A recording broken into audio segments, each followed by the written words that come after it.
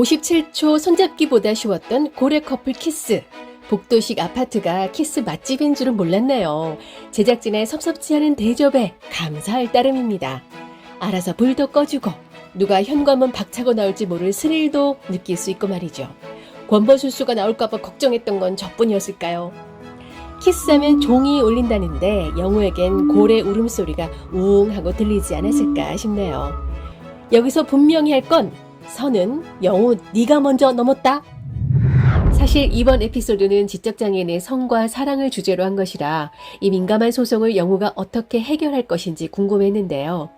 장애인의 사랑을 바라보는 사회적 편견보다 먼저 영우가 이길 거라는 편견부터 가지고 봤던 저를 반성했습니다. 영우라고 항상 이길 수는 없는데 말이죠.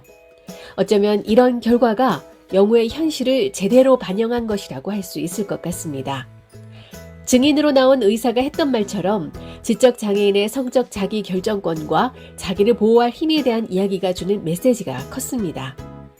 악의적인 접근으로부터 스스로를 보호하기 힘든 지적장애 여성 딸을 지키고 싶어 했던 엄마가 영우에게 다그치는 것이 조금 보기 불편했지만 오죽하면 그럴까 그 심정이 이해가 되더라고요. 하지만 나쁜 남자라 해도 사랑하고 사랑받고 싶어하는 해모바는 양모바의 구속을 바라지 않았죠. 양모바가 찐 사랑이었는지는 구구절절 밝혀지진 않았습니다. 장애인의 사랑이 이렇게 어려운 거라는 걸 영우도 대입해 볼 수 있는 좋은 기회가 된 것으로 잘 마무리된 것 같아요. 다행히 영우는 준호의 찐 사랑을 받고 있습니다. 이제 사내 비밀 연애를 시작하겠죠? 영우는 왜 비밀로 해야 됩니까? 라고 준호에게 물었을 것 같아요. 자폐인과 사귀는 게 창피해서가 아니라 영우를 지키기 위해서죠. 준호가 친구들로부터 사랑이 아니라 연민이라는 취급을 받았을 때부터 이미 주위의 시선이 영우를 힘들게 할 거라는 걸 알기 때문일 겁니다.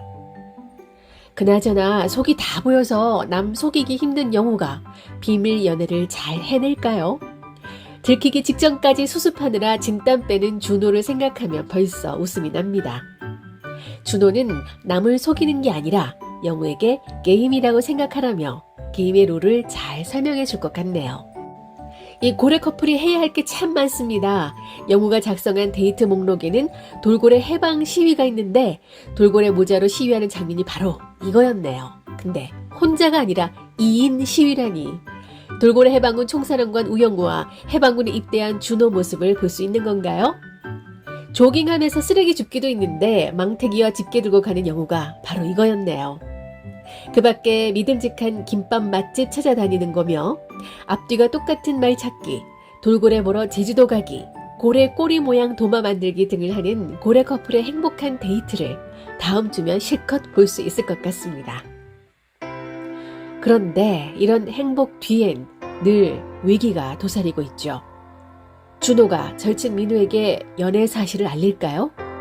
알리지 않더라도 눈칫밥이 보통이 아닌 권민우가 아는 건 시간 문제일 것 같아요. 안 그래도 일거수일투족, 우영우 일이라면 주목하고 볼 텐데요. 김밥집으로 들어가는 태수미를 뒤쫓던 기자가 권민우에게 찾아가 태수미의 숨겨진 딸이 우영우라는 정보를 흘립니다. 심증은 있지만 권민우에게 떠본 듯한데요. 이 기자는 소독동을 취재했던 한바다와 친한 기자죠. 김밥집을 어떻게 알고 왔는지는 모르지만 한바다 한선영 대표가 일부러 특종을 잡도록 언지를 줬거나 태수미가 법무부 장관으로 내장이 돼 있으니 일찌감치 뒤를 캐고 다녔을지도 모릅니다. 그런데 태수미 딸이 우영우라는 사실을 한 번에 알아보죠. 김밥집 이름이 우영우 김밥집. 간판이 스포였습니다. 청와대 비서실처럼 기자의 촉으로 태수미의 대학 시절 소문을 그냥 넘기진 않았을 텐데요. 그걸 왜 권민우에게 알렸을까? 그 이유는 기자의 크로스체크가 아니라 일부러 흘린 듯합니다. 한 대표는 게시판에 취업비리 글을 올린 사람이 권민우라는 걸 알고 있을 것이고 그런 권민우가 우영우에 대한 반감을 갖고 있으니 권민우가 미꾸라지처럼 물을 흐리도록 판을 짜놓은 것 같습니다. 권민우는 이런 우영우와 태수미의 약점을 쥐고 곤모술수를 부려 자신에게 유리한 입지를 가질 수 있겠죠.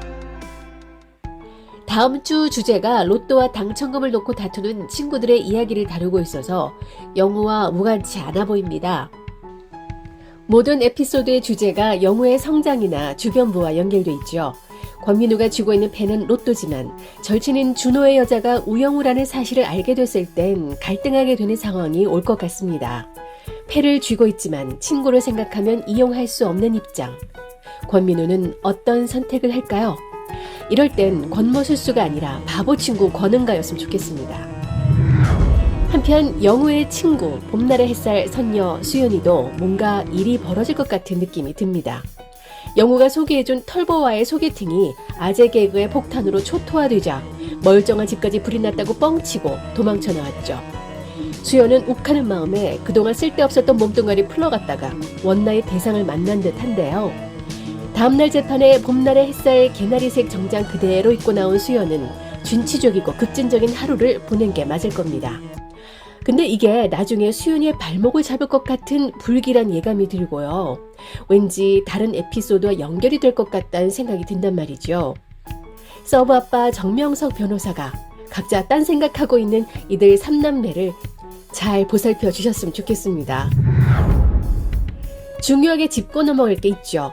영우는 태수미를 원망하지 않았는데 자신을 원망했냐고 물었던 당사자 태수미는 앞길을 가로막을 딸이 이 타이밍에 나타난 걸 원망하고 있었습니다. 영우 앞에 흘렸던 눈물의 진정성을 보류하겠습니다. 새끼 고래를 잡아도 이 어미 고래는 꿈쩍하지 않을 듯하네요. 우광호에게 찾아와 영우와 미국 가라고 브로셔를 내밀면서 아침 드라마에서나 보던 통속적인 대사를 남발할 줄이야. 태수미의 적반하장에 시금치 바구니를 냅다 뒤집어버리는 우광호. 신박하다면 보통 남자 쪽 집안이 찾아와 여자한테 돈 봉투 내미는데 반대로 여자가 찾아와 남자한테 먹고 떨어지라고 하네요. 우광호 얼굴이 뭐 이런 거지 같은 경우가 이런 표정이죠. 제발 시금치는 주워 담아도 브로셔는 다시 죽지 않았으면 좋겠습니다. 맘 같아선 영우가 미혼부로 힘들게 자신을 키워왔던 아버지를 대신해 양육비 하나 안 보태준 태수미 소송 걸어서 친모 밝히고 양육비는 물론 태산 유산 상속 다 받아냈으면 좋겠네요. 가장 바라는 건 영우를 이용하는 한바다에서도 모른 척하는 태산에서도 벗어나 서브 아빠 정명석이 독립해 만든 법무법인 고래에 영우와 송무팀 준호 그리고 수연이 함께하는 건데요. 충분히 그럴 능력이 될 것 같지 않나요? 시즌 1 마무리가 되면 훌쩍 성장해 있을 우영우를 기대해봅니다. 시청자 배심원을 상대로 재미와 감동을 선사하는 이상한 변호사 우영우. 여러분의 구독과 좋아요는 고래와 같은 큰 사랑입니다.